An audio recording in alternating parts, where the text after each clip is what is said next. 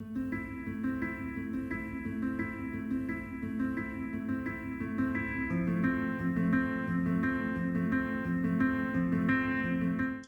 donc, pour commencer, peut-être en quelques mots, Bernard, est-ce que tu peux te présenter, nous dire qui tu es?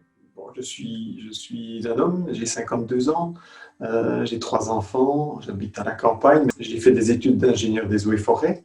J'ai travaillé quelques années dans la coopération au développement, j'ai travaillé dans le monde associatif, et puis j'ai travaillé beaucoup dans le privé, dans les PME.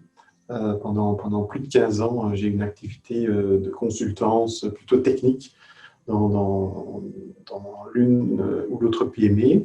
Et puis, il y a 4-5 ans d'ici, je me suis dirigé vers l'humain, vraiment à travers plusieurs formations de coaching que j'ai eu l'occasion de suivre, parce que je me rendais compte que c'était vraiment à ce niveau-là qu'il y avait un travail à faire dans les entreprises, c'est-à-dire comment faire en sorte que les gens se parlent, que les gens sachent plus qui ils sont, comment ils fonctionnent, qu'est-ce qui conditionne leur réaction avec les autres.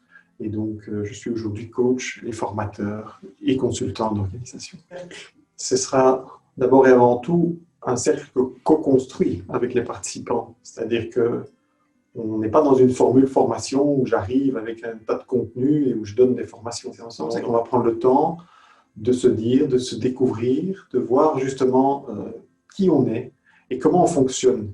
Et qu'est-ce qui fait qu'aujourd'hui j'ai ce désir d'entreprendre? Qu'est-ce qui fait qu'aujourd'hui, là où je me trouve, dans mon entreprise, ça se passe comme ça se passe?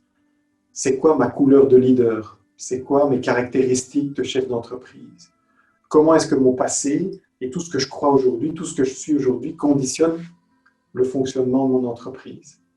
C'est à tout ça qu'on va s'intéresser avec un regard décalé et en mode coaching. Si je te demandais avec quoi peut-être les participants vont ressortir en fin de cycle? Je ne peux rien garantir, il faudrait déjà voir avec quoi ils arrivent, mais probablement une perception d'eux-mêmes et de ce qu'ils font et du sens qu'ils donnent à leur vie, professionnelle et personnelle, qui aura évolué, qui aura changé. Je pense qu'on va prendre le temps de faire ce que moi je fais beaucoup dans les groupes que j'accompagne, c'est-à-dire des moments d'inclusion, de faire en sorte que chacun se sente accueilli. C'est tellement rare dans une entreprise, dans les entreprises aujourd'hui, de toute taille d'ailleurs, que les collaborateurs, lorsqu'ils arrivent en réunion par exemple, se sentent importants, accueillis, comprennent l'utilité, pourquoi ils sont là, comprennent le sens de ce qu'ils viennent faire.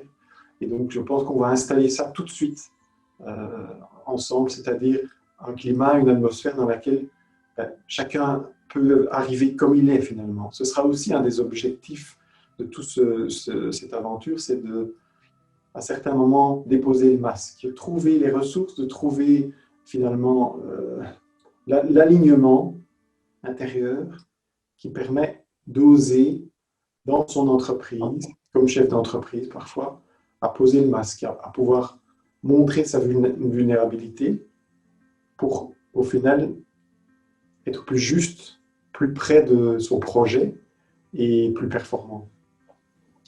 Et on va pratiquer ça tout de suite, bien sûr à la mesure de ce que les participants sont prêts à faire et à lâcher, mais c'est vraiment ça le cœur de cette aventure.